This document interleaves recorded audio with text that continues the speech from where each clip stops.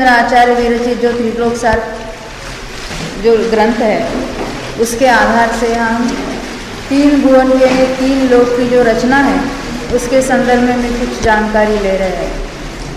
अधोलोक का और ऊर्ध्वलोक का स्वरूप देखने के पश्चात अभी हम तिर्यक लोक का स्वरूप देखने जा रहे हैं। तिर्यक लोक कहो या मध्य लोक कहो, एक ही बात है। ये आड़े को तिर्यक कहते हैं।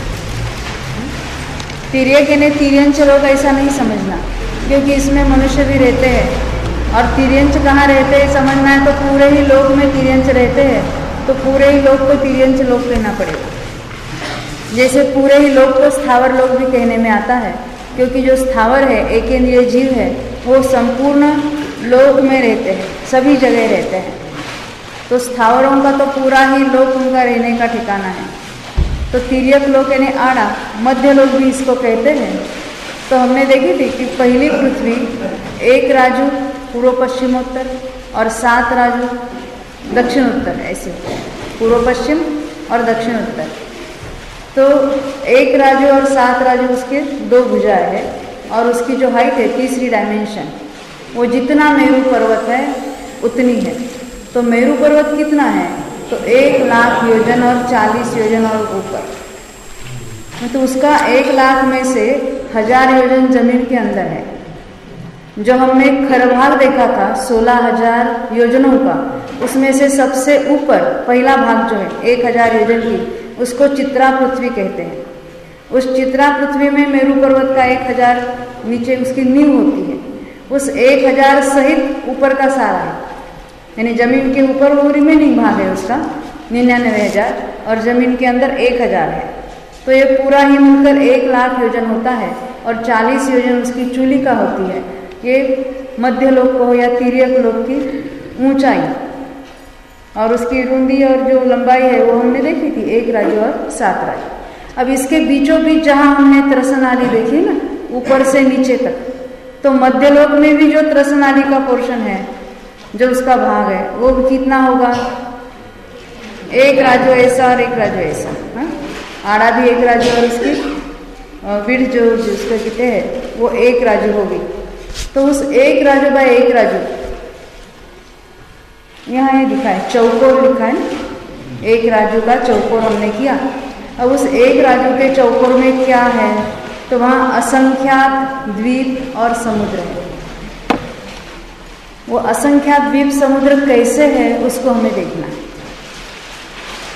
तो ये असंख्यात यानी क्या, अभी उसके असंख्यात की तो हम उसके डिटेल में नहीं जाएंगे, क्योंकि असंख्यात अगर समझना है तो उसके लिए 2 घंटे चाहिए केवल असंख्यात समझने के लिए। इतनी उसकी जो एक्चुअल ख्याल में आवे असंख्यात का स्वरूप, परंतु हम अपना अभी वो विषय अपना नहीं है, उसको छोड़कर हमने पहले देखा ना कि असंख्यात समयों की एक आवली होती है और ऐसे सैकड़ों आवली का 1 सेकंड होता है, यानी वो असंख्यात कितना सूक्ष्म होगा ये बात ख्याल में आती है। अब यहाँ तो हमको गिनती करनी है। तो ये जो असंख्यात द्वीप समुद्र है वो कौन सा वाला असंख्यात है और कितने द्वीप समुद्र है, तो हमने पहले पल्ले का माप देखा था। हम बिल्कुल शॉर्ट में देखेंगे अभी उसको। पल्ले का माप याद है आपको, ये बड़ा खड्डा करना, रोमखंडों से भर देना, 100 साल के बाद एक रोमखंड निकालना, तो जितना काल बीत जाएगा तो उसको हम 1 पल्ले कहते हैं। यानी 1 पल्ले में हमको समयों की संख्या गिननी है। हमको तो उसका माप निकालना, संख्या निकालना, 1 2 3 4 5। जैसे आप कहेंगे कि 1 कटोरी में कितने चावल है, मान लेते हैं हम 1000 चावल है, तो 1000 कहने के बदले हम क्या कहेंगे, 1 कटोरी जितनी वहाँ संख्या है। कितने लोग जमा हुए थे, 1 कटोरी में, यानी 1 कटोरी में जितने चावल आते हैं उतने। वैसे यहाँ उस पल्ले खड्डे में जितने रोमखंड है, और उसमें हमने क्या किया था, 100 साल के बाद 1 निकाला था। हमें तो संख्या गिननी है, तो 100 साल के जितने समय होंगे उसको उन रोमखंडों से मल्टीप्लाई करेंगे, तो जो रोमखंडों की संख्या आएगी उसको हम वो पल्ले में कितने रोमखंड है उसको समझेंगे, बरोबर। अब ये तो हुआ व्यवहार पल्ले। व्यवहार पल्ले ऐसे असंख्यात, उसके और असंख्यात वर्षों के समयों से उसको गुणा करो, तो हो जाएगा ये अद्धापल्य, उद्धार पल्य, सॉरी जो यहाँ लिखा है उद्धार पल्य। असंख्यात व्यवहार पल्यों का एक उद्धार पल्य होता है। पहला जो हमने माप देखा था वो व्यवहार पल्य का था। उस एक एक रोमखंड के कितने टुकड़े करना, असंख्यात करोड़ वर्षों के जितने समय हो गए उतने रोमखंड उसमें हो गए, उसको कहते हैं उद्धार पल्य। और एक उद्धार पल्य में जितने रोमखंड है उसको असंख्यात वर्षों के समयों से गुणा करना। अभी बीच में करोड़ मत लिखना, पहले हमने असंख्यात करोड़ वर्षों से गुणा किया था। अब उद्धार पल्य वाले जो रोमखंड है उन्हें असंख्यात वर्षों के समयों से गुणा करना। तो जितनी रोमखंडों की संख्या आएगी उसको कहेंगे हम अद्धापल्य। ये जो अभी हमने देवों की और नारकियों की आयु गिनी थी, कितनी पल्य है कितनी सागर है, वो अद्धापल्यों में नापते हैं। और यहाँ जो असंख्यात द्वीप समुद्रों की संख्या नापेंगे तो यहाँ जो पल्य का माप है वो उद्धार पल्यों में नापेंगे। तो एक उद्धार पल्य में कितने कितने असंख्यात हो जाते हैं। ऐसा एक उद्धार पल्य, दो उद्धार पल्य, ऐसे द्वीप और सागर कितने हैं। जैसे जम्बू द्वीप एक है, फिर एक लवण समुद्र है, फिर एक कालोदक समुद्र, वो आके वाला धातकी खंड है, फिर कालोदक समुद्र, ऐसे 1 2 3 4 गिनते जाओ। हाँ, वो कितने असंख्यात है। तो ये उद्धार पल्यों में नापना है हमको।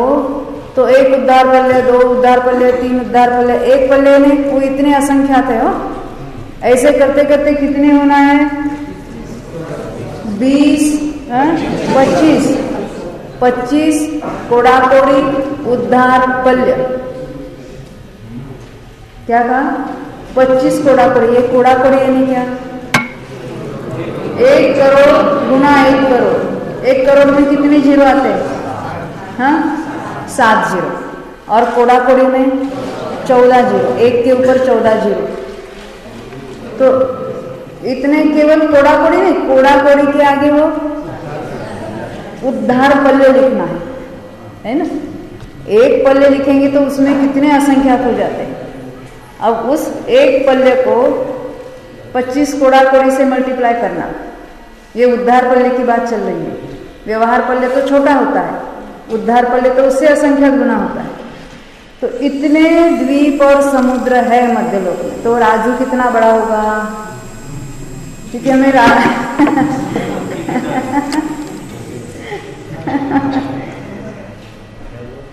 दूसरी भाषा में कहना है, हमने देखा ना 10 कोड़ाकोड़ी पल्यों का एक सागर होता। यदि हमको ये असंख्यात का माप सागरों में बताना है तो कितने सागर कहेंगे, उद्धार सागर, हाँ 2.5 उद्धार सागर। नहीं समझे लक्ष्मण जी, 10 कोड़ाकोड़ी का एक, तो 25 कोड़ाकोड़ी का कितने, 2.5, बरोबर। तो 2.5 उद्धार सागर कहो या 25 कोड़ाकोड़ी उद्धार पल्य कहो, एक ही बात है, बरोबर। इतने असंख्यात द्वीप और समुद्र इस मध्यलोक में है। तो ये कैसे, ऐसे बिखरे बिखरे है कि कैसे है। तो सबसे मध्य में एक जम्बू द्वीप है और उसको संपूर्ण गोलाकार, उसके आगे लवण समुद्र है, उसके आगे गोलाकार वो पूरे परिवेशित ऐसा, हाँ घातकी खंड है, उसके आगे कालोदधी कहो या कालोदक कहो या कालोद कहो, उस नाम का समुद्र है। उसके आगे पुष्करवल नाम का द्वीप है। एक द्वीप एक समुद्र, एक द्वीप एक समुद्र, एक द्वीप एक समुद्र, ऐसे ऐसे इतने असंख्यात हो जाएंगे। अब हम कहेंगे केवल असंख्यात, उस असंख्यात की कितनी वैल्यू है ये आप जरा सोचना, कल्पना करना। उसकी इतने असंख्यात द्वीप समुद्र है इस मध्यलोक, और वो सारे एक राज्य विस्तार में है। अब ये जम्बू द्वीप कितना बड़ा है, सेंटर से हम शुरू करते हैं तो केवल एक द्वीप एक समुद्र ऐसे इक्वल नहीं है, वो समान, उसकी विस्तार समान नहीं है। सबसे बीच वाला सबसे छोटा है, जहाँ हम रहते हैं ना वो जम्बू द्वीप है। अब वो जम्बू द्वीप में भी कहाँ हम रहते वो बात नहीं देखेंगे। तो जम्बू द्वीप सबसे बीचों बीच वाला द्वीप है, वो कितना बड़ा है? तो उसका विस्तार है 1,00,000 योजन। अभी कोई भी गोल ले लो आप, तो उस गोल में हम देखते हैं, ये हमको ऐसा गोल निकालना है। स्कूलों में हम क्या करते हैं? कंपास लेते हैं और फिर वो गोल करते हैं। मान लेते हैं आपको 10 इंच का गोल करना है राउंड, यानी ये डायमीटर जिसको कहते हैं, व्यास, वो व्यास हमको 10 इंच चाहिए। तो क्या करेंगे आप? हाँ, 5 इंच की जिसको त्रिज्या कहते हैं, हाँ, रेडियस, 5 इंच की रेडियस लेके सेंटर से हम गोल निकालेंगे, बरोबर। हमें जम्बूद्वीप ऐसा 1,00,000 योजन का जम्बूद्वीप का नक्शा करना है। तो क्या करोगे आप? क्या बोलो? 50,000 योजन त्रिज्या वाला हम ऐसा राउंड निकाल, बरोबर। तो सेंटर से अगर हम उसकी त्रिज्या देखते हैं, जम्बूद्वीप की त्रिज्या, पहले हमने 1,00,000 उसका डायमीटर यानी उसका व्यास बताया, उसकी त्रिज्या कितनी है? हाँ भाई, 50,000 योजन। कल कुछ कंफ्यूजन चल रहा था ना सब लोगों का, ये 50,000 कहाँ से निकाले, कहाँ से निकाले। मध्य बिंदु से एक और अगर हम नापेंगे जम्बूद्वीप को, ये यहाँ दूसरे द्वीप समुद्र की बात है, परंतु हम समझा रहे, गोल को समझा रहे। व्यास से आधी त्रिज्या है, व्यास है 1,00,000 योजन का, तो त्रिज्या होगी 50,000 योजन, बराबर। तो जम्बूद्वीप अभी हम मान लेते, ये बीच वाला जो ग्रीन कलर का हम मानते ये जम्बूद्वीप है। तो उसके आगे का समुद्र ये पूरा उसका परिवेष्टित करने वाला सभी ओर से कंकणाकृति जिसको कहते हैं, वो 2,00,000 कैसा है साइड में, या इस साइड में 2,00,000, इस साइड में 2,00,000, बीच में 1,00,000 व्यास वाला हुआ। अब इसका एक साइड का व्यास कितना है? 2,00,000, और दूसरे साइड का भी 2,00,000, बराबर।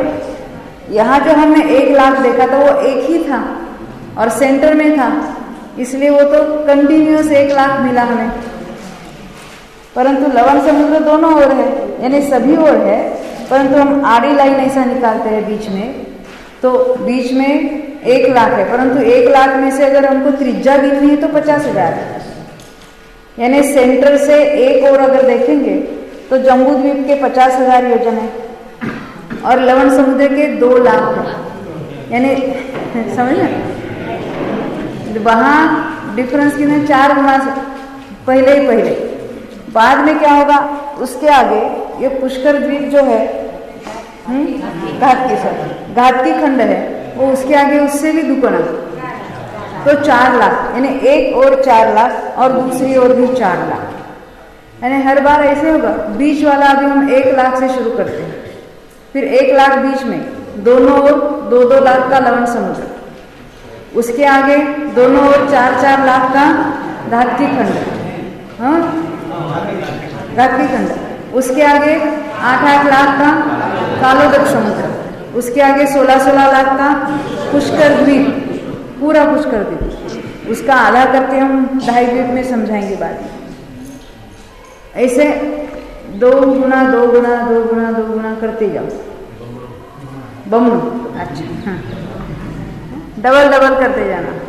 ये अंग्रेजी ज़्यादा हमारी प्रिय है और जल्दी समझ में आती है, अपनी भाषा नहीं समझती। ख्याल में आया है? सेंटर से हम नाप रहे थे इसलिए वो 50,000 कहा था।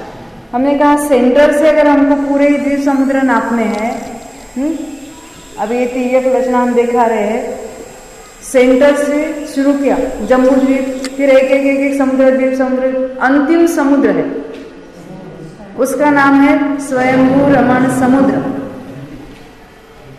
तो ऐसा है कि जितना अंतिम आगे वाला यानी जितना समुद्र है, ये कितना है तो उसके सेंटर से देखना है।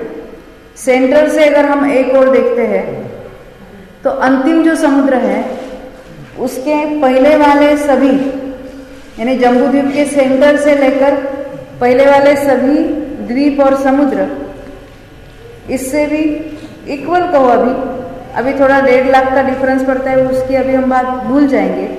तो पूरा ही एक यानी उसके आधे करेंगे, सेंटर से अंत तक उसको हम आधा करेंगे तो अंतिम समुद्र होगा वह। यानी स्वयंभू रमण समुद्र कितना है? देखो, एक पूरा एक राजू का हमने आधा किया तो सेंटर से अंत तक आधा राजू है। सेंटर से अंत तक आधा राजू है।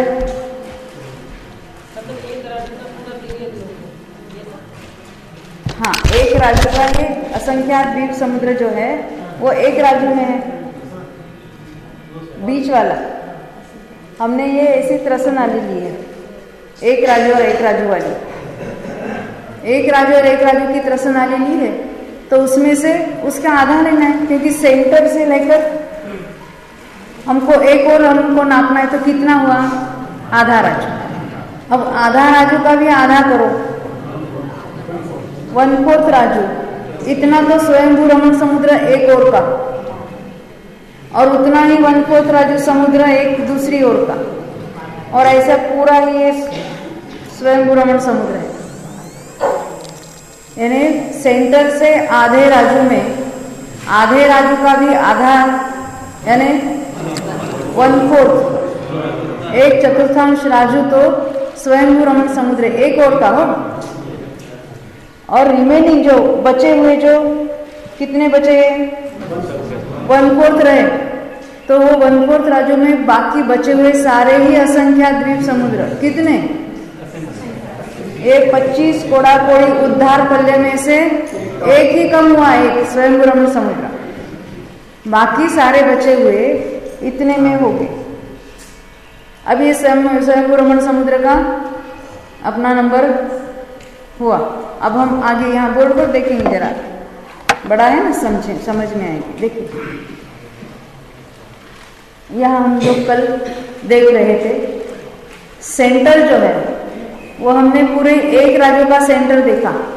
ये एक राजू चौड़ी और ऐसे मोटी ऐसी जो हमने देखी थी, ये बीच वाली त्रसन नाली जो चौकोर होती है, उसके बीचों बीच जहाँ मेरू पर्वत है उसका भी सेंटर पॉइंट लेना है हमको, और हम एक ओर के सारे द्वीप समुद्र गिन रहे हैं।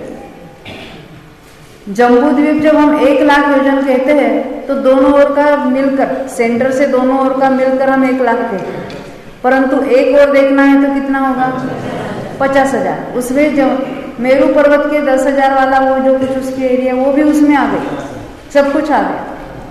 तो एक और मेरू पर्वत के 50,000 लेके फिर 2 लाख का समुद्र, 4 लाख का द्वीप, 2 लाख और आगे 8 लाख, इस तरह से करते करते अंतिम जो स्वयंभू रमण समुद्र है वहां तक हम आते हैं। तो ये आधा राजू पूरा होगा ना, सेंटर से आधा राजू।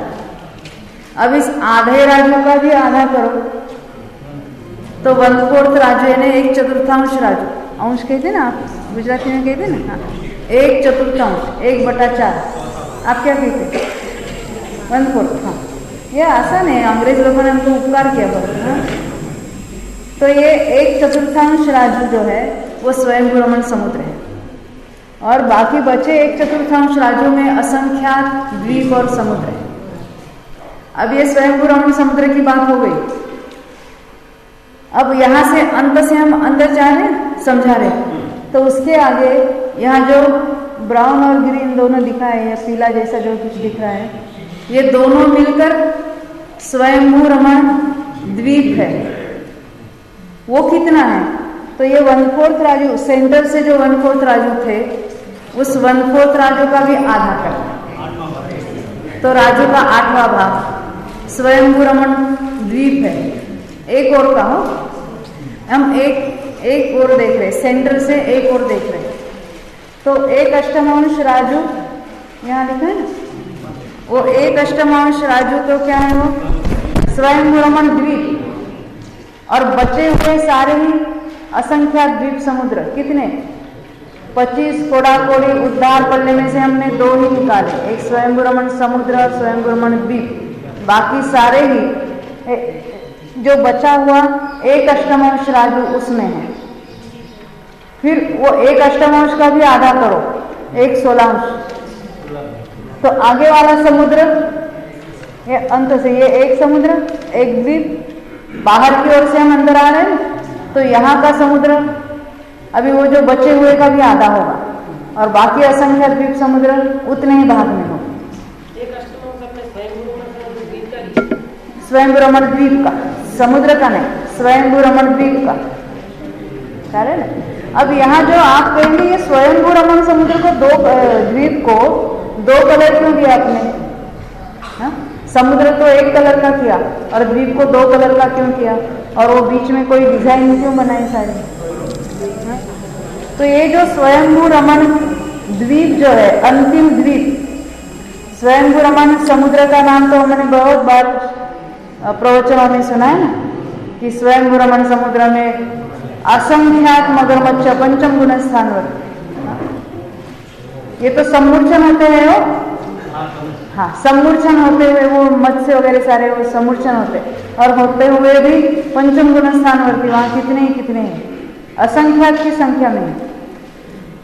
तो ये जो द्वीप है उसके पहले वाला, उसका नाम भी स्वयंभू रमण द्वीप। उसके बीचों बीच ये हमने देखा था ना, एक अष्टमांश राजू हमने देखा, तो उसके सेंटर में पूरा ऐसा वर्तुलाकार पर्वत है, उसका नाम है स्वयंप्रभ पर्वत। स्वयंप्रभ पर्वत, उसके कारण इस द्वीप के दो हिस्से, एक पर्वत के अंदर की ओर और एक पर्वत की बाहर की ओर, इसलिए यहाँ दो अलग अलग कलर दिखाए। तो दो कलर दिखाने का प्रयोजन क्या है? तो अंदर की ओर तो भोगभूमि है और ये बाहरी हिस्सा है वो कर्मभूमि है। स्वयंभू रमण द्वीप की बात, स्वयंभू रमण के दो हिस्से हैं, जो अंदरूनी हिस्सा है पर्वत के अंदर वाला भाग, वो अंदर और दूसरी कुछ भोगभूमि है, उसकी बात तो बाद में करेंगे। ये अंदर वाली जो है भोगभूमि है और पर्वत के बाहरी जो हिस्सा है समुद्र की ओर का हिस्सा, तो वो कर्मभूमि है। और स्वयंभू रमण समुद्र में भी कर्मभूमि है, वहां पंचम काल वर्तता है हमेशा। पंचम काल, शास्त्रों में उसको पंचम काल कहा है। भोगभूमि में नहीं, बाहरी ओर स्वयंभू रमण द्वीप समुद्र की ओर का और पूरा ही स्वयंभू रमण समुद्र, वहां कर्मभूमि है। तिर्यंच ही रहते, यहाँ कोई मनुष्य नहीं है। चौथा काल नहीं होता है, पंचम काल, शास्त्रों में उसका वर्णन पंचम काल का है, क्योंकि वहां से जीव नरक में जा सकते हैं, सातवें नरक में जाने वाले भी है ना वहां।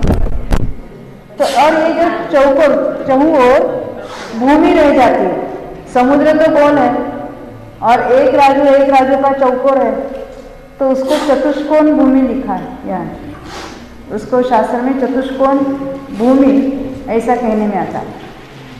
तो वहां भी तिर्यंच रहते हैं और वहां भी वही पंचम काल वर्तता है।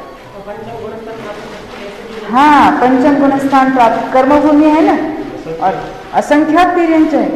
सम्यक्त्व की बात क्या, पंचम गुण स्थान तक जा सकते हैं। पंचम गुण स्थान वाले बहुत हैं। तो ये वेदक सम्यक्त्व भी प्राप्त कर सकते हैं, प्रथमोक्षम सम्यक्त्व भी प्राप्त कर सकते हैं। भोगभूमि में कौन सा काल है? हमेशा यहाँ जघन्य भोगभूमि होती है। जब हम बीच वाले द्वीपों की बात करेंगे तब उसकी बात आएगी उसके साथ साथ, क्या लेना। अब हम क्या देख रहे हैं? स्वयंभू रमण समुद्र, और ये स्वयंभू रमण द्वीप का परवर्ती भाग, पर्वत के बाहर वाला हिस्सा। तो उसको ये दोनों मिलकर, हाँ दोनों मिलकर जो है वो वहां कर्मभूमि है। तिर्यंच वहां रहते, कोई मनुष्य नहीं रहते। हाँ, मनुष्य तो मनुष्य द्वीप में ही है, मनुष्य क्षेत्र में ही है, ढाई द्वीप में ही है, उसके बाहर कोई मनुष्य नहीं जा सकता, कोई देव भी उसको नहीं ले जा सकते। देव सर्वत्र यहाँ गमन कर सकते हैं, वो कितने व्यंतरों के आवास वगैरह भी वहां उसके ऊपर रहेगी। हमने देखे थे ना, समुद्रों के ऊपर भी रहते हैं, पर्वतों पर भी रहते हैं, कहाँ व्यंतरों का तो सर्वत्र बहुत सारा उनके वो बड़ी जगह व्याप्त है सर्वत्र। तो ये इस तरह से हम बाहर की ओर से समझा रहे थे। द्वीप पहले समुद्र है, स्वयं ब्रह्मण समुद्र, उसका आधा द्वीप, उसका आधा समुद्र, उसका आधा द्वीप, उसका आधा समुद्र, बाहर की ओर से। और अंदर की ओर से बाहर जाएंगे तो द्वीप, उससे डबल है समुद्र, उससे दुगुना द्वीप, उससे दुगुना समुद्र। एक ही बात है ना। बाहर से समझाएंगे तो आधा आधा समझाएंगे, अंदर से बाहर की ओर समझाएंगे तो दुगुना दुगुना समझाएंगे। इस तरह से ये असंख्यात द्वीप और समुद्र है। इतनी बात ख्याल में आई। ये कितना राजू बड़ा होगा इसका हमें तो अंदाजा आता है। एक राज्य में इतने द्वीप और समुद्र, और उसकी संख्या 1 लाख से शुरू किया और दुगुना दुगुना दुगुना दुगुना। अगर हम 1 पैसे से शुरू करते हैं और दुगुना दुगुना दुगुना 1 महीने तक करेंगे, कितने देंगे आप हमें देना? हाँ, आज 1 पैसा देना, कल 2 पैसे देना, परसों 4 पैसे देना, पैसे में। हाँ हाँ, अरे गाड़ी नहीं चाहिए हमको।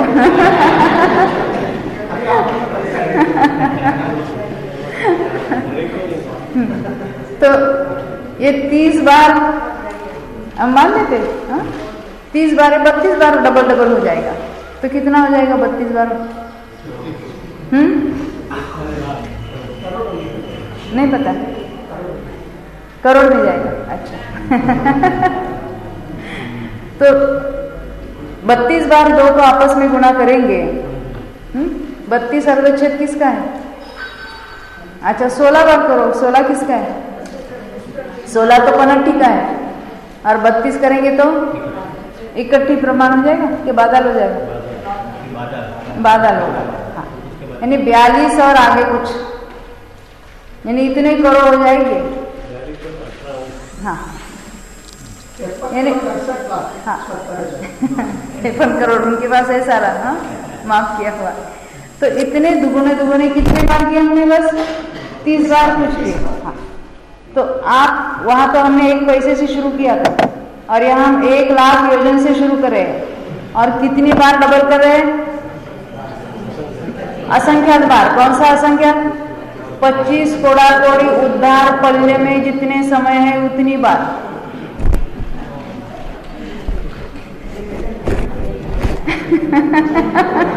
अभी ख्याल आया है त्रिलोक क्या है? और केवल ज्ञान का विषय क्या है? हाँ, मध्य लोग समझते समझते पसीना छूट रहा है।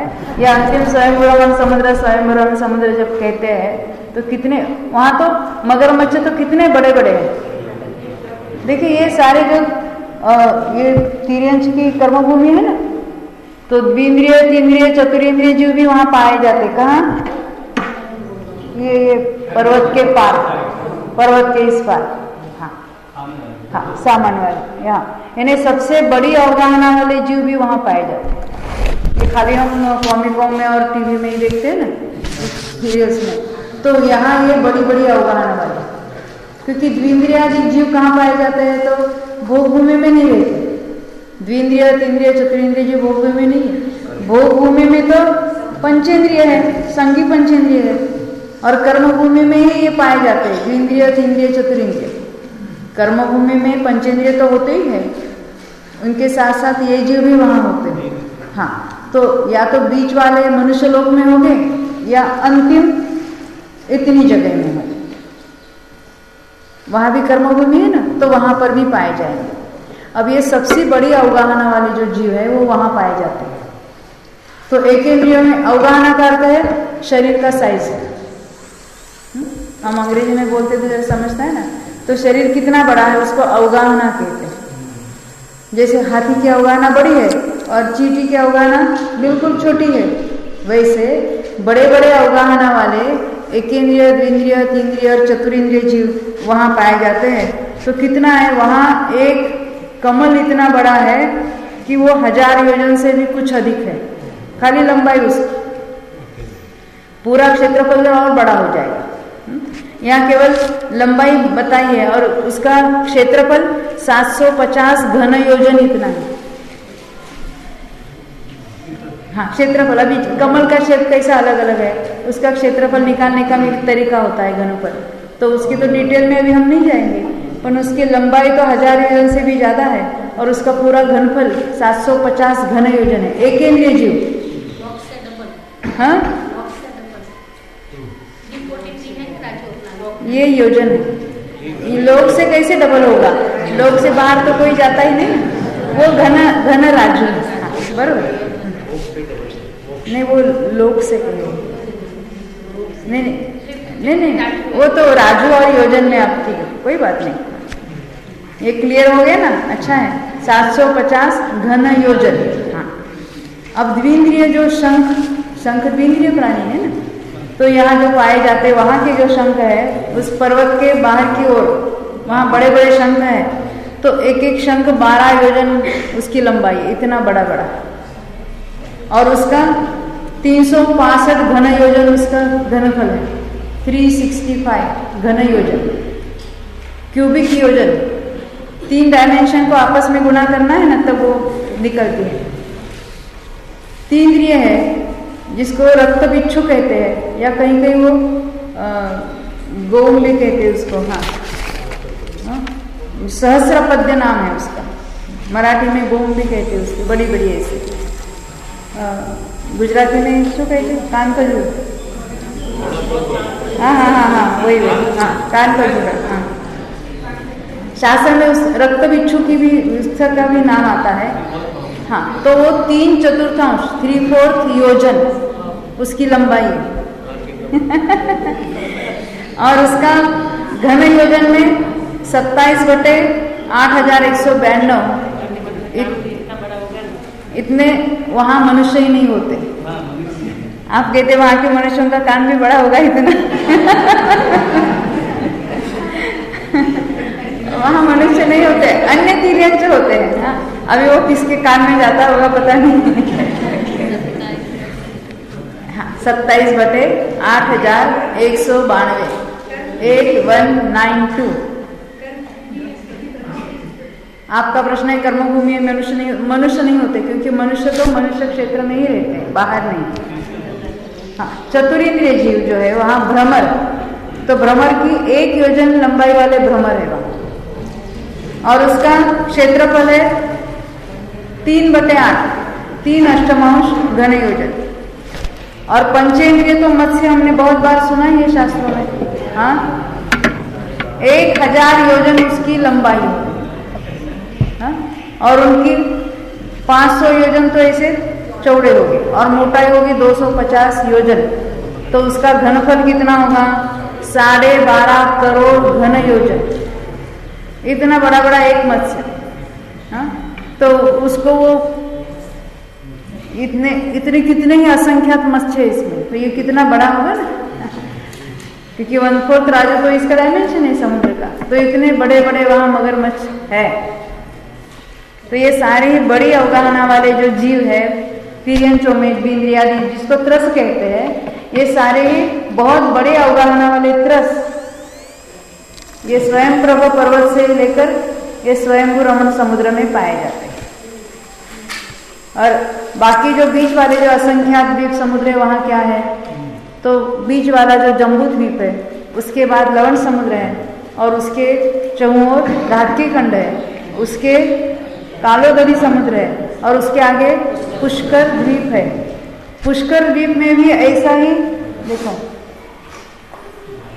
ये सेंटर में पीला बहुत छोटा दिख रहा है, क्योंकि ये प्रोपोर्शन है ड्राइंग किया। तो ये है जम्बू द्वीप, बहुत छोटा है, क्योंकि आगे वाला उसमें पेपर में आना चाहिए ना। तो जम्बू द्वीप है, उसके आगे ये लवण समुद्र है। एक ओर की उसकी डायमेंशन उससे दुगुना होती है।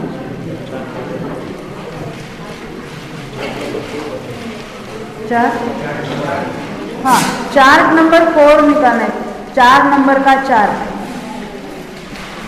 जिसके ऊपर 2.5 द्वीप लिखा है। ये 2.5 द्वीप यानी असंख्यात द्वीप समुद्रों के बीचों बीच जो 2 और तीसरे द्वीप का जो है आधा हिस्सा हम ले लेंगे, इसको 2.5 द्वीप या 2.5 द्वीप कहेंगे। सबसे बीच में है जम्बू द्वीप, आपके चार्ट में भी दिखेगा बीचों बीच, बिल्कुल। हाँ, है ना, दिखाई दे रहा है ना आपको। और उसके आगे जो है लवण समुद्र है, ये जो नीला है, एक और का देखना, उससे डबल ये जो द्वीप आपको दिख रहा है, यहाँ सारे ही समुद्र नीला किया है, नीले कलर। और यहाँ बीच में दिखाई दे इसलिए इसको पीला बनाया है। और आगे वाला जो है यहाँ पर ये द्वीप है, इसका नाम पता है आपको? धातकी खंड। हमने देखा लवण समुद्र 2 लाख योजन विस्तार वाला इस बाजू और 2 लाख दूसरी बाजू, वैसे उसके आगे 4 लाख योजन विस्तार वाला यहाँ धातकी खंड है, बराबर। ये 2 नंबर का द्वीप है, उस दोनों साइड में ऐसा पूरा राउंड ही है, ये पूरा ही धातकी खंड है। उसके आगे कालोदक समुद्र कहो या कालोदधि कहो, एक ही बात। उदधि यानी समुद्र, तो ये जो कालोदक समुद्र कहो या कालोदधि जो है, ये भी ऐसा ही पूरा राउंड है। और उसका विस्तार, एक ओर का जो डायमीटर उसको कहेंगे, व्यास कहेंगे। व्यास यानी अभी इसको सेंटर से मत गिनना, द्वीप से आगे दूसरे द्वीप तक उसकी जो चौड़ाई है वो कितनी है?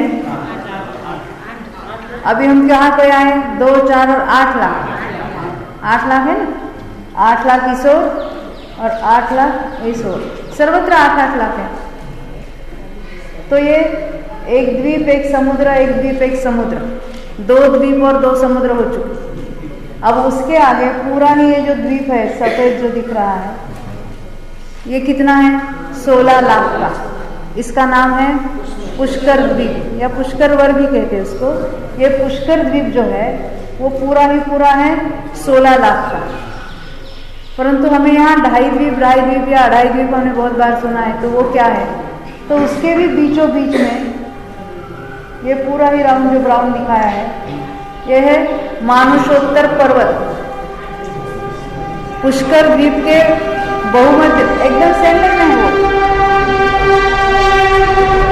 16 लाख में से 8 लाख योजन दूरी पर बीचों बीच ये मानुषोत्तर पर्वत है।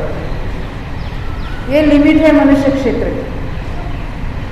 मानुषोत्तर पर्वत के उस पार कोई भी मनुष्य नहीं जा सकता, ना विमान में बैठ सकता, ना कोई देव उसको ले जा सकता। देवों में तो सर्वत्र गमन करने की शक्ति है, हा? और वो जाते भी रहते हैं सर्वत्र। परंतु हमारे कोई मित्र देव और हमें चलो उठाओ और ले जाओ तो नहीं जा सकते। वो हमें उठाकर इसके बीच में कहीं पर ले जा सकते हैं, परंतु इसके बाहर नहीं ले जा सकते। मानुषोत्तर पर्वत लिमिट है मनुष्य क्षेत्र की। तो मानुषोत्तर पर्वत यहाँ से लेकर यहाँ तक, ये अभी हम गिनेंगे। ये 2.5 द्वीप जो है उसका पूरा ही 2.5 द्वीप, ऐसा हम उसका डायमीटर, उसका व्यास कितना है वो गिनेंगे। अभी गिनना आप। जम्बू द्वीप 1 लाख, लवण समुद्र दोनों ओर 2-2 लाख लिखना। हाँ, 5 हो गए। और फिर ये 4-4 लाख, 8-5 13 हो गए। 13 के आगे 8-8, हाँ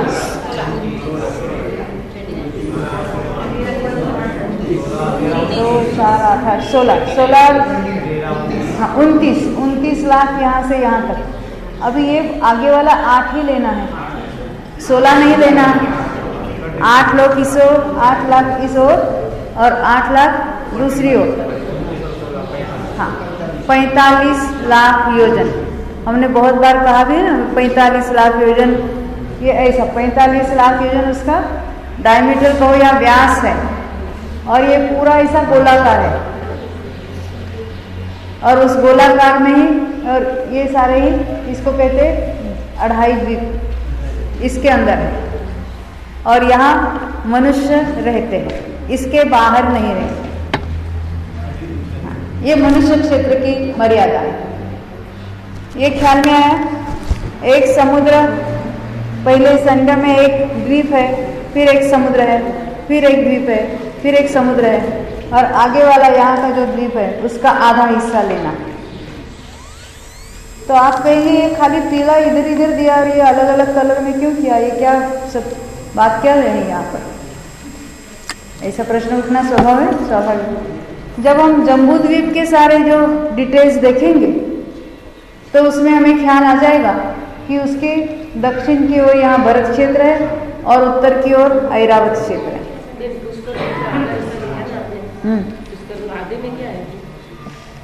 हाँ, आपका प्रश्न है आधा आपने मनुष्य लोक को दे दिया तो आधे में क्या है, बराबर? अच्छा, हाँ, तो और भी आगे समुद्र है, फिर द्वीप है, फिर समुद्र है, फिर द्वीप है। हमने तो यहाँ अंतिम जो स्वयं प्रभु पर्वत देखा था उसके बाहर की ओर तो कर्मभूमि है। मानुषोत्तर पर्वत से लेकर स्वयं प्रभु पर्वत तक बीच में क्या है? तो बीच में असंख्यात द्वीप और समुद्र है। स्टार्टिंग पॉइंट कौन सा है? पुष्कर द्वीप का आधा हिस्सा, फिर आगे का समुद्र, फिर द्वीप, समुद्र, द्वीप, कहाँ तक? स्वयं प्रभु पर्वत तक।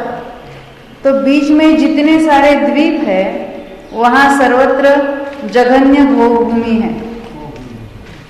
समुद्रों में नहीं, अकेले द्वीपों में, क्योंकि वहाँ कोई जलचर जीव नहीं पाए जाते। जलचर यानी कोई पानी में रहने वाले जीव, जलकाय की बात नहीं कर रही हूँ मैं, जलचर जीव। तो वहाँ समुद्रों में कोई जीव नहीं रहते। समुद्र मनुष्य नहीं जा सकते, तिर्यंच जा सकते। तिर्यंच जाएंगे कहाँ पर? अंदर की ओर ये मनुष्य क्षेत्र है और बाहर की ओर क्या है? तो यहाँ भी तिर्यंचों की जघन्य भोगभूमि। समुद्र को छोड़ना, आगे के द्वीप में भी तिर्यंचों की जघन्य भोगभूमि, फिर समुद्र को छोड़ना, फिर आगे के द्वीप में भी तिर्यंचों की जघन्य भोगभूमि, फिर समुद्र को छोड़ना। नंदीश्वर द्वीप में क्या होगा? क्या होगा वहां पर? तिर्यंचों की जघन्य भोगभूमि। देव तो सर्वत्र जा सकते, देवों की कोई बाधा नहीं है। तो आप कहेंगे यहाँ क्यों नहीं आते? वो पापी लोगों से थोड़े मिलने आएंगे। जब तीर्थंकर विराजमान थे तब आते थे, अभी क्यों? अभी आके उन्हें क्या मिलेगा यहाँ? देखो, भोग भूमि में जो तिर्यंच है वो मंदकशाही है। हाँ, उसमें भी कितने ही सम्यक दृष्टि है, असंख्या, ख्याल है ना? तो ये सारे ही स्वयं प्रभ पर्वत है। उसके अंदर सेंटर के 2.5 द्वीप छोड़ना, 2.5 द्वीप जब कहते हैं, हाँ देखो, सेंटर से 2.5 द्वीप अभी यहाँ दिखेगी नहीं इस छोटे मैप में, क्योंकि हमने बाहर को दिखाने के लिए बाहर की ओर से ड्रॉ किया है ना। तो ये सेंटर के 2.5 द्वीप को छोड़ना और उसके बाहर के सारे ही असंख्यात द्वीप समुद्र, कहाँ तक? स्वयं प्रभ पर्वत तक, उसमें सारे ही द्वीप है। वहाँ तिर्यंचों संबंधी जघन्य भोगभूमि है। तिर्यंच का नाम इसलिए ले रही हूँ कि वहाँ कोई मनुष्य पाए नहीं जाते हैं। मनुष्य तो इसके बाहर जा ही नहीं सकते, कहीं भी नहीं, कहीं भी नहीं। तो इसलिए द्वीपों में भोगभूमि है। कौन सी भोगभूमि? 3 प्रकार की भोगभूमि होती है, जघन्य, मध्यम और उत्कृष्ट। उसमें से वहाँ उनकी जघन्य भोगभूमि की रचना यानी वहाँ वैसा पाया जाता है। सभी द्वीपों में, समुद्रों में कोई भी जलचर जीव नहीं रहते। बीच वाले असंख्यात द्वीप समुद्रों की ये बात क्या है। और बाहर और स्वयं प्रभ पर्वत के आउटर साइड में समुद्र की ओर, वहाँ कर्म भूमि है, तिर्यंचों की ही है, वहाँ कोई मनुष्य है ही नहीं है। और स्वयं रमण समुद्र में भी कर्म भूमि है। ये तिर्यंचों संबंधी ही कर्म भूमि है। और यहाँ पर मनुष्य और तिर्यंच दोनों के लिए, मनुष्यों के लिए कोई स्पेशल अलग नहीं है। वहाँ तिर्यंच भी और मनुष्य भी रहते हैं।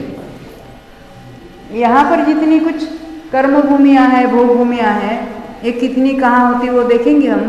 तो वो उसमें मनुष्य भी रहते हैं और तिर्यंच भी है। इतनी वो बात हम जब 6 खंड देखेंगे ना तब देखेंगे। क्योंकि चक्रवर्ती इसमें तो कितनी सारी चक्रवर्ती हो गई, 170 आर्यखंड है, तो वहाँ के चक्रवर्ती अपने अपने क्षेत्र में कहाँ तक जाएंगे, वो बात आगे आएगी जब हम जम्बूद्वीप की रचना या भरत क्षेत्र की देखेंगे, एक एक क्षेत्र की अलग रचना देखेंगे, तो उस क्षेत्र में चक्रवर्ती कहाँ गमन करता है उसकी बात आएगी। तो ये तिर्यक लोक जिसको कहते हैं उसमें ये असंख्यात द्वीप और समुद्र पाए जाते हैं। वो असंख्यात का थोड़ा बहुत हमको एहसास होता है ना, तो उसमें है क्या, तो बीच में अढ़ाई द्वीप जो है, जब अढ़ाई द्वीप कहते हैं, एक द्वीप कौन सा, जम्बूद्वीप, दूसरा द्वीप धात्कीखंड और तीसरा द्वीप जिसको पुष्करार्ध कहते हैं, आधा है ना, पुष्कर का आधा, इसलिए पुष्करार्ध कहते हैं। ये जब अढ़ाई द्वीप कहेंगे तो अढ़ाई द्वीप में ये बीच वाला लवण समुद्र और कालोदक समुद्र, ये दोनों भी उसके अंदर गर्भित है।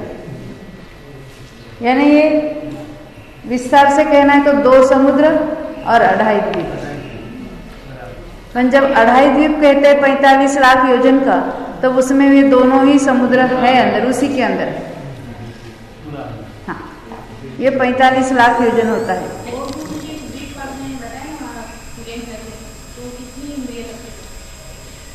कितनी? हाँ,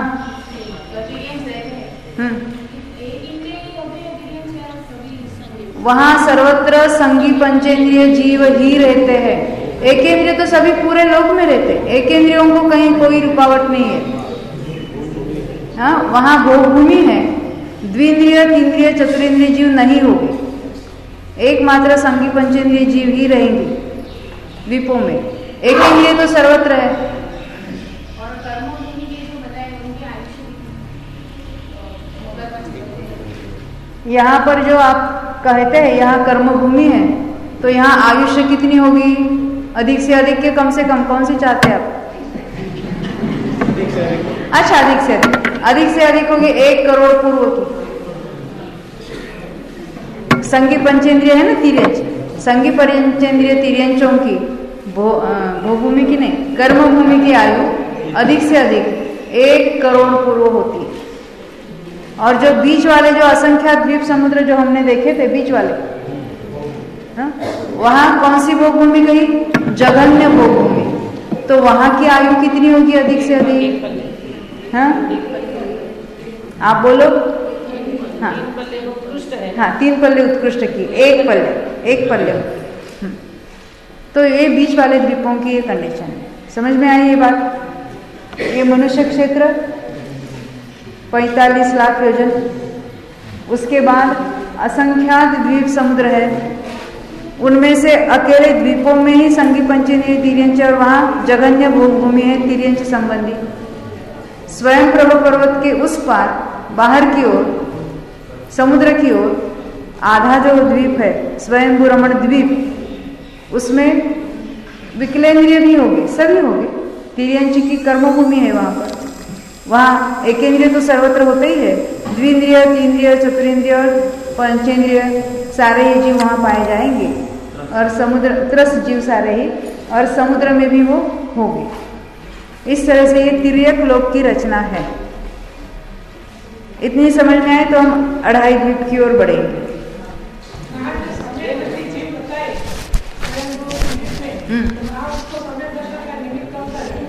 आपका प्रश्न है वहाँ इतने असंख्यात जीव सम्यक दृष्टि है, तो वहाँ उनको कौन उपदेश करता होगा, उसका निमित्त क्या है ना? तो वहाँ तो कौन से जीव होंगे, कौन कौन से सम्यक भी होंगे, तो अभी अपना यहाँ विषय नहीं चला, पर वहाँ प्रथमोपशम सम्यक तो प्राप्त करने वाले भी जीव होंगे, और हो सकता है कि क्षोभशम सम्यक भी, ये जिसको वेदक सम्यक तो कहते हैं, वो भी हो सकता है वहाँ के जीवों को। समूर्छन जीवों में तो वेदक सम्यक तो होगा, क्योंकि प्रथमोपशम सम्यक के लिए हमने पहले यहाँ पढ़ा था ये गर्भज तिर्यंच ही होना आवश्यक है। तो उसमें जो निमित्त जो है वहाँ पर ऐसे कोई वहाँ ज्ञानी का उपदेश वगैरह ऐसे निमित्त नहीं पाए जाते। जाति स्मरण हो सकता है ना, जाति स्मरण हो सकता है वहाँ पर। तिर्यंचों में अभी हम कैसे, अभी हम मनुष्यों की अपेक्षा तो निमित्त बता सकते हैं। जैसे देवों में हम कहते वो वो वैभव का दर्शन होता है, महर्ति दर्शन, या पंचकल्याणकों में आते हैं आदि। नारकियों में तो वेदना, यहाँ तिर्यंचों में भी हम वेदना ले सकते हैं, उसमें भी है ना। हाँ, अवधि ज्ञानी उसमें हो सकते हैं। अवधि ज्ञान तो तिर्यंच और मनुष्य दोनों में ही हो सकता है, परंतु उसको हम गुण प्रत्यय अवधि कहेंगे। वो भव प्रत्यय वाला अवधि देव और नारकियों में ही पाया जाता है। तो जाति स्मरण से या ऐसे वेदना से भी हो सकते हैं, अलग अलग निमित्त। अब हम आगे बढ़ेंगे, यहाँ अढ़ाई बीप की बात करेंगे। अभी थोड़ा प्रश्न,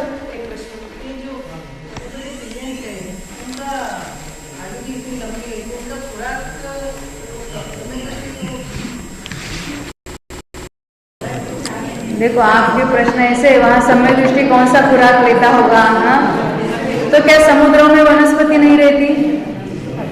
हाँ, सम्यक दृष्टि होगा तो क्या हुआ? हाँ, सूखा घास, मछली कहाँ से सूखी घास मिलाए? उसके यथा योग्य आहार होगा वहाँ जो कुछ होता है, ख्याल है ना। अभी हम भौगोलिक रचना में अभी प्रश्नों को थोड़ा गौर करेंगे, क्योंकि हमारे सब लोगों को बहुत चिंता हो रही है, मुझे नहीं हो रही है। ये 4 आप तो समझाएंगे नहीं, थोड़े बचेंगे, और आप तो हमें 4 दे जाएंगे और समझाएंगे नहीं, तो कौन समझेगा, कैसे समझेगा? तो अभी हम प्रश्नों को गौण रखते हैं, अपने अपने प्रश्न लिख के रखो। यदि समय होगा तो अंतिम लेक्चर में उसको देखेंगे, या जब कोई भी समय पाएंगे, होगा 5-10 मिनट का किसी लेक्चर में समय, तो वहाँ हम रखेंगे उसको, ख्याल है ना। नहीं तो क्या है, अपनी धारा भी टूट जाती है और अपना विषय भी आगे नहीं बढ़ेगा। तो अभी हम ये तो 2.5 द्वीप कहाँ है, फिर एक लोग कहाँ है, उसकी भी बात हमने देखी थी। अब यहाँ जो हमने ये अलग अलग कलर दिखाए, वो क्यों और कैसे, ऐसी बात जो पूछने जा रहे हैं, तो उसके संबंध में हमको वो प्रत्येक द्वीप की रचना भी देखनी पड़ेगी। ये जो पीले पीले दिखाए ना यहाँ पर, वो क्या है? तो यहाँ भरत क्षेत्र में, सॉरी, बीच वाला जो जम्बू द्वीप है ना, उसमें एक भरत क्षेत्र है जहाँ हम रहते हैं। वैसे ही भरत क्षेत्र धातकी खंड में भी है, और ये 2 बाजू के 2 पीले लगाए दिखाए। वैसे 2 क्षेत्र, ये कैसे है वो आगे के अलग चार्ट में बताएंगे हम। वैसे ही 2 भरत ये पुष्करार्ध में है। तो ये यहाँ भरत क्षेत्र कितने हुए? 5, बराबर। ऐसा ही अभी ऊपर की ओर देखना, यहाँ जम्बू द्वीप में एक ऐरावत क्षेत्र है। अभी ये जो कुछ कलर है इसको, ये ऐरावत क्षेत्र धातकी खंड के 2 ऐरावत है। देखो ये ऐसा, ये आधा धातकी यहाँ से लेना और ये आधा ऐसा लेना, दोनों ओर से। जम्बू द्वीप तो पूरा अखंड है ना, इसे गोल का गोल है, और ये जो धातकी खंड है वो भी राउंड है, पूरा ऐसा राउंड है, परंतु उसके बीचों बीच में ऊपर और नीचे बड़े बड़े पर्वत हैं, जिनके कारण उसके 2 भाग हो जाते हैं। यहाँ इस और यहाँ से यहाँ तक ये पूर्व धातकी खंड, और यहाँ से यहाँ तक पश्चिम धातकी खंड है। ये जो बड़ा पर्वत है बीच में बीच, इसका नाम पता है किसी को? ईश्वाकार पर्वत। तो ये उत्तर की ओर एक है और दक्षिण की ओर है, यहाँ तक समझे? तो यहाँ इस कारण इसमें भी जो द्वीपों की और ये सारी रचना होती है, इसके जो अलग अलग भाग है, जैसे जम्बू द्वीप में हम देखेंगे, अभी जब जम्बू द्वीप का नक्शा निकाल के देखेंगे तो उसमें 6 कुलाचल पर्वत होते हैं, और उसके कारण उसमें भी भरत क्षेत्र है। ऐसे क्षेत्र जो है अलग अलग क्षेत्र पर, और उत्तर की ओर ऐरावत है और दक्षिण की ओर भरत है। वैसे वहाँ भी सारे है, बीच में इसमें भी एक मेरू पर्वत है। वैसे ये यहाँ जो पूर्व का धातकी खंड है, उसमें भी यहाँ सेंटर में एक मेरू पर्वत, पश्चिम धातकी खंड है, उसमें भी यहाँ एक सेंटर में मेरू पर्वत, और फिर आगे वाला जो है यहाँ पर पुष्करार्ध द्वीप, ये पूर्व का पुष्करार्ध है यहाँ तक। उसमें भी 2 पर्वत है, यहाँ एक ईश्वाकार है और यहाँ नीचे एक ईश्वाकार है। ये पश्चिम का है, उसमें भी ये पूरा है पश्चिम, ये यहाँ से यहाँ तक ये पश्चिम पुष्करार्ध है। राइट साइड में हम पूर्व कहते हैं, यहाँ पश्चिम कहते हैं। उसके भी बीचों बीच उसका अपना अपना मेरू पर्वत है। तो मेरु पर्वत कहाँ कहाँ हुए? एक जम्बू द्वीप में सबसे सेंटर में सुदर्शन मेरु जिसको कहते हैं। तो मेरु पर्वतों के नाम याद है आपको? हाँ, विजय, अचल, मंदर, विद्युन्माली। तो हमेशा जब नाम आता है तो पहले सेंटर में तो उसका नाम पहले लेंगे, उसके बाद होगा वो राइट साइड यानी पूर्व का होगा, यानी पूर्व विदेह का होगा। उसके पश्चात नाम कौन सा लेते हैं? या नीचे नाम लिखे देखिए, बीच वाला सुदर्शन मेरु। हमें तो याद है ना, हम पूजाएं पढ़ते हैं तो हमें तो वो नाम तो याद है, मतलब तो वो कहाँ है वो पता नहीं है। तो ये सुदर्शन मेरु सेंटर में, विजय मेरु है वो पूर्व के ओर के धातकी खंड में, यहाँ सेंटर में। अचल मेरु जो है यहाँ पश्चिम धातकी के सेंटर में। आगे वाला कौन सा? यहाँ मंदर मेरु। मंदर मेरु ये जो पूर्व का जो पुष्करार्ध है उसके सेंटर में। और यहाँ जो विद्युन्माली मेरु है वो पश्चिम पुष्करार्ध है उसके सेंटर में। अब वहाँ भी हर खंड में 6 पर्वत होते हैं, उसके कारण उसके आधे आधे हिस्से बनते हैं। तो ये 6 पर्वतों के कारण कैसे उसके हिस्से बनते हैं, उसमें क्या क्या बातें बनती है, हम जम्बू द्वीप पर घटाएंगे पहले, और बाद में इन सारे द्वीपों पर भी वो क्षेत्र यहाँ घटा के बताएंगे। तो ये 5 भरत कैसे होते हैं, 5 ऐरावत कैसे होते हैं, ये कितने विधेय होते हैं, ये सारी बातें समझने में आसानी हो जाएगी। अभी तो हमारा समय पूरा होने को आया है, तो ये जो बातें हैं ना सभी खंडों में, जैसे हमने यहाँ 5 भरत देखे, वैसे यहाँ 5 ऐरावत देखे, वैसे हर एक मेरु के 2-2 विधेय देखेंगे, यहाँ भी 2-2 विधेय देखेंगे, और यहाँ भी 2-2 विधेय देखेंगे। तो अभी हम 11वें नंबर के जो वज्रधर भगवान हैं उनको नमस्कार करेंगे। बोलो भगवान वज्रधर भगवान की